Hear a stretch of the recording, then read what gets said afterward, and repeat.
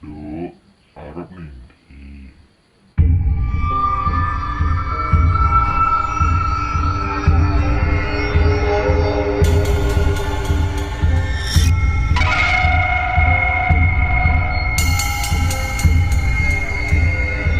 Ya, assalamualaikum Lisa, balik lagi dengan saya di channel Ridwan Story. Masih di segmen cerita mistis dunia pendakian. Kali ini ada cerita yang sangat menyeramkan. Bagaimana cerita?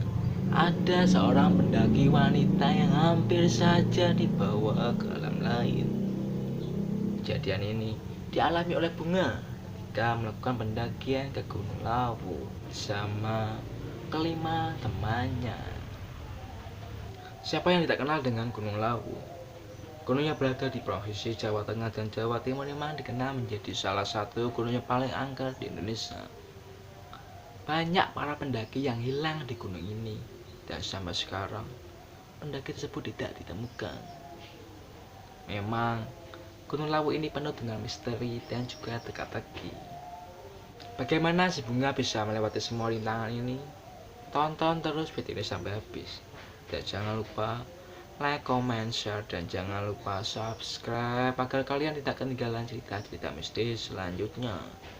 Daripada penasaran, langsung saja kita ke ceritanya. Cerita mistis dimulai.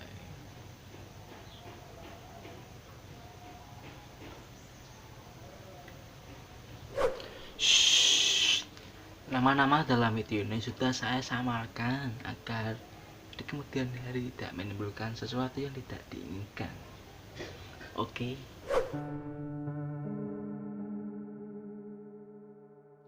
Liburan semester telah tiba. Mereka berencana untuk melakukan pendakian ke Gunung Lawu. Mereka adalah Bunga, Nia, Dimas, Angga, Septi, dan juga Rizky. Setelah melakukan persiapan, berangkatlah mereka menuju ke base camp pendakian yang ada di Gunung Lawu. Jadi mereka ini mulai pendakian dari base camp via Cemorosewu yang ada di Jawa Timur. Setelah sampai dan melakukan registrasi, mereka memutuskan untuk mendaki saat itu juga. Mereka mulai pendakian jam 10 malam. Gue gak tahu apa yang dikira mereka, kok mereka beraninya melakukan pendakian malam hari. Apalagi ini di Gunung Lawu yang terkenal dengan keangkerannya. Tak lupa pula mereka berdoa sebelum mulai pendakian. Berangkat malam membuat pendakian terasa sepi, apalagi suhu semakin malam semakin dingin, membuat napas mereka terengah-engah. Akibatnya di sepanjang perjalanan mereka selalu berhenti. Di saat mereka beristirahat di salah satu pohon besar, di sini si Bunga mulai merasakan ada banyak mata yang mengawasinya. Dia hanya diam dan terus berdoa agar tidak terjadi apa-apa. Bersamaan hal ini, si Nia mulai bertingkah aneh. Dia mulai mual-mual. Padahal waktu berangkat, semua dalam kondisi sehat dan normal. 15 menit kemudian mereka melanjutkan perjalanan menuju pos 1. Di sepanjang perjalanan, mereka terus ditemani gerimis air hujan yang membuat suasana menjadi mencekam. Waktu menunjukkan jam 12 malam, akhirnya mereka sampai di pos 1. Perjalanan kurang lebih tempuh sekitar 1,5 jam. Dan akhirnya tiba-tiba, aku dingin banget nih, udah gak kuat, kata Nia sambil kedinginan. Memang suhu saat itu sangat dingin, ditambah lagi hujan yang tidak berhenti. Si Bunga ini berinisiatif untuk mencari kayu bakar untuk sebagai penghangat agar si Nia tidak mengalami hipotermia. Akhirnya dia langsung mencari kayu bakar seorang diri. Kenapa si Bunga mencari kayu bakar sendirian? Karena mereka sudah bagi tugas. Ada yang mendirikan tenda, ada yang buat minuman, dan ada juga yang menjaga Nia agar tetap sadar. Suasana yang sedang hujan membuat si Bunga kesulitan untuk mencari kayu bakar. Sampai-sampai ia harus berjalan cukup jauh. Dan akhirnya tiba-tiba Yo, arep nindi. Tiba-tiba ada seorang kakek tua berpakaian layaknya orang zaman dulu, menepuk pundaknya. Bagaimana sih pakaian orang zaman dulu? Ya pokoknya kakek ini pakai kaos polos putih, terus warnanya sudah kusut. Contohnya seperti ini. Di sini ya otomatis kaget lah. Astagfirullah. Oh si mbah toh, ngagetin aja mbah. Niki mbah, kula ajeng pados kayu bakar. Rencang kula sakit mbah, awake kademer. Jawab Bunga. Saat itu ia masih bingung dan kaget, kok tiba-tiba ada kakek tua. Setahu ia tidak ada orang saat itu. Ya wis, ayo mampir ngomahku sik wae. Aku ketoke duwe kayu garing. Ucap kakek tersebut mengajak Bunga untuk ke rumahnya. Saestu mbah, jenengan dalamnya pundi? Tanya Bunga. Neng jero kono nduk. Wis ayo mlayu wae. Ucap si kakek menunjuk ke arah semak-semak. Saat itu si Bunga masih berpikir positif. Dilakukan di setiap pos kan ada warung. Mungkin saja si kakek ini mengajak ke warungnya yang sekaligus menjadi rumahnya. Saat itu ia juga melihat kakinya si kakek ini juga napak. Jadi di pikirannya mungkin ini benar-benar orang, bukan setan. Tidak ada 10 menit berjalan, mereka sampai di gubuk tua dengan lampu teplok di depannya. Baru kali ini kelau ada rumah. Batin Bunga dalam hatinya. Rumahnya itu ya kayak rumah zaman dahulu, dengan kayu sebagai temboknya dan masih beralas tanah, dengan penerangan yang seadanya, menggunakan lampu teplok yang warna kuning itu. Orang desa pas tahu. Mbok, iki ana bocah arep njaluk kayu. Jarine kancane loro. Ujar si kakek. Keluarlah si nenek dengan pakaian kebaya dan jari khas orang zaman dahulu. Mungkin si nenek ini istrinya si kakek. Kemudian mereka mempersilahkan Bunga ini masuk ke dalam rumahnya. Kula nembe kapan mriki kok wonten griya, Mbah? Ucap Bunga. Yo enggak kabeh wong iso weruh, Nduk, ujar si nenek tersebut. Saat itu ia masih berasumsi positif. Mungkin untuk menuju ke rumah ini kan harus melewati semak-semak. Ya mungkin banyak orang tidak tahu kalau di sini ada rumah. Kemudian ia dibuatkan minum dan singkong bakar. Ki diombe sik, Nduk. Mesti awakmu kesel toh. Wis mengko kayune ben diganuk ke Simbah, ucap si nenek tersebut. Matur suwun, Mbah, jawab Bunga. Setelah beberapa menit kemudian ia meminta izin untuk kembali ke pos 1. Mbah, kayune sampun tak pendhen nggih. Iya, ayo tak terno tekan pos. Mengko ndak kowe kesasar, ucap si kakek.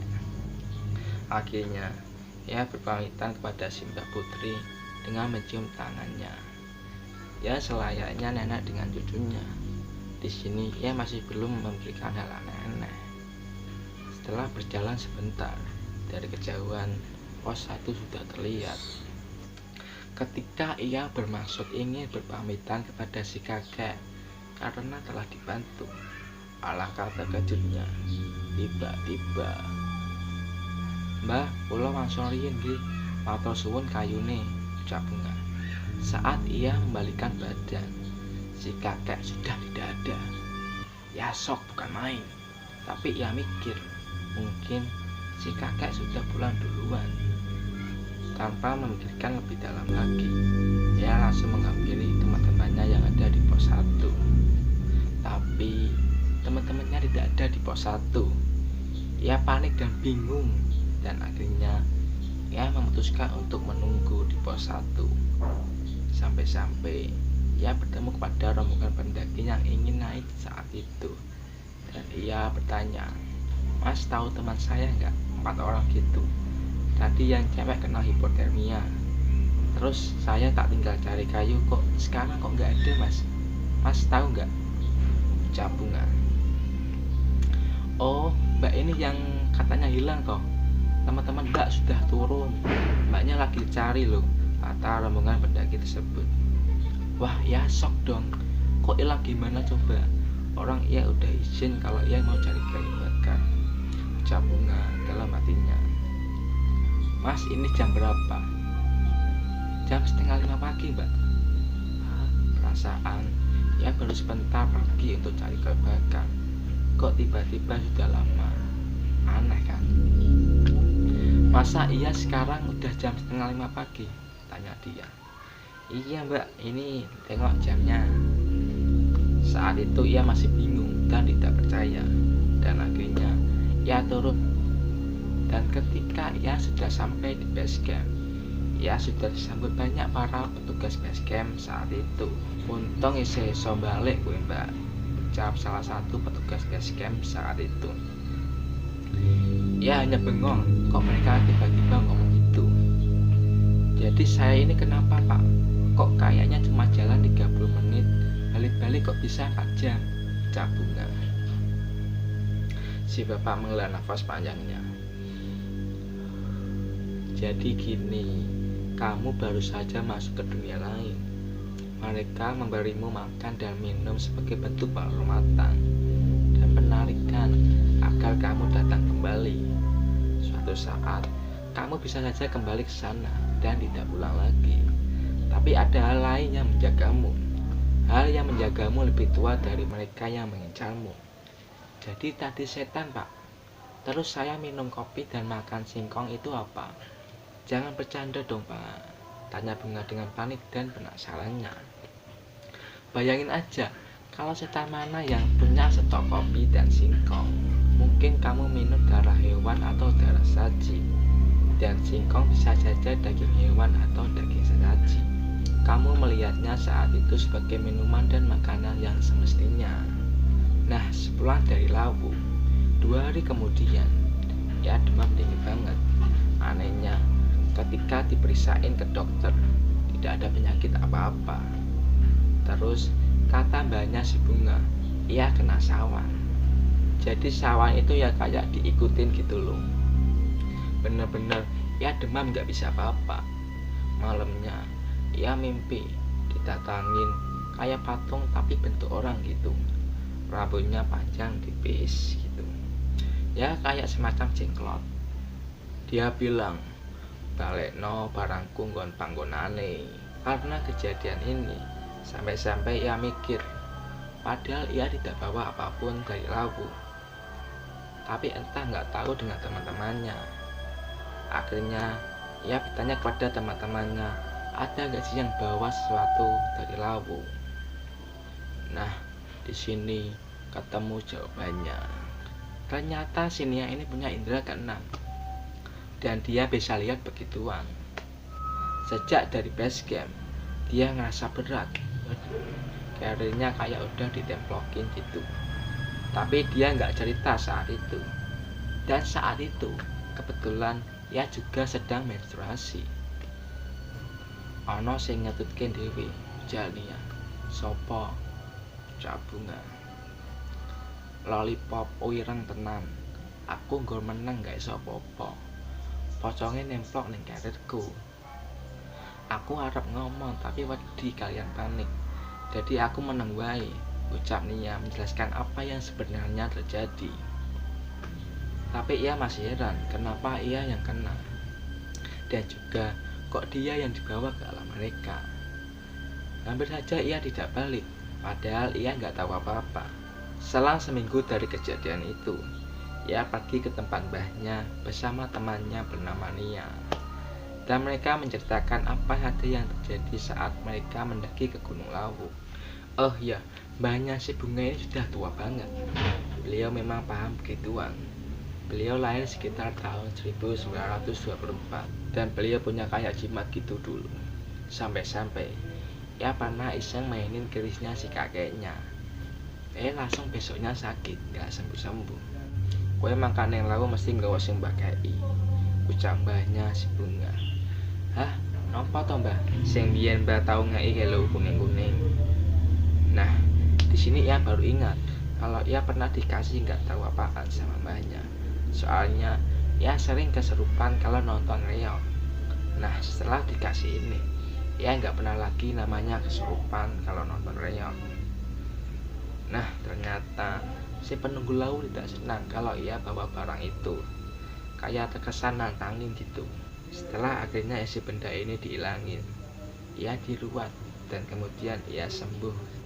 Selang sebulan setelah itu, ia naik lagi ke Gunung Lawu dengan tujuan memohon izin atas kesalahannya. Jadi bunga ini naik bersama teman-temannya yang sama. Mereka semua ngerasa gak enak lagi pas naik ke Gunung Lawu ini. Sinnya juga bilang bahwa banyak para penghuni Gunung Lawu yang mengawasi gerak-gerik mereka. Tapi akhirnya semua itu selesai. Teror-teror tidak ada lagi. Ya sempat berdoa di Sendang Derajat dan Hargo Dalem, memohon maaf. Katanya disuruh mbahnya untuk meminta maaf. Dan akhirnya pendakian itu tidak ada gangguan sama sekali. Oh ya, lo masih inget kan saat petugas BSK mengatakan bahwa kamu akan selalu datang kembali ke Gunung Lawu, yang katanya diakibatkan karena si bunga ini makan dan minum yang berasal dari mereka. Karena hal itu, tidak tahu kenapa ia sering mendaki ke Gunung Lawu. Sampai-sampai jika ia tidak mendaki ke Gunung Lawu, ada sesuatu yang mengganjal di hatinya. Mungkin itu saja cerita dari saya. Terima kasih.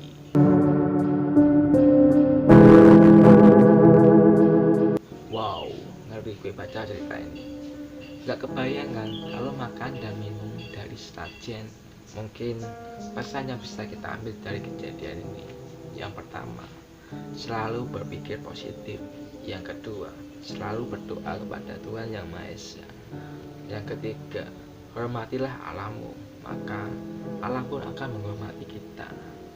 Karena kita tinggal di dunia ini tidak sendiri. Banyak makhluk-makhluk ciptaan Tuhan yang hidup berdampingan kepada kita. Cukup sekian. Terima kasih yang sudah menonton video ini sampai habis. Semoga kita semua selalu diberikan keselamatan, kesehatan, dan juga keberkahan. So, jangan lupa like, comment, share, dan jangan lupa subscribe, dan jangan lupa nyalakan tombol notifikasinya agar kalian tidak ketinggalan cerita-cerita mistis dari saya. Terima kasih. Saya Ridwan. Wassalamualaikum warahmatullahi wabarakatuh. Saya tunggu kalian di cerita-cerita selanjutnya. Cerita mistis berakhir.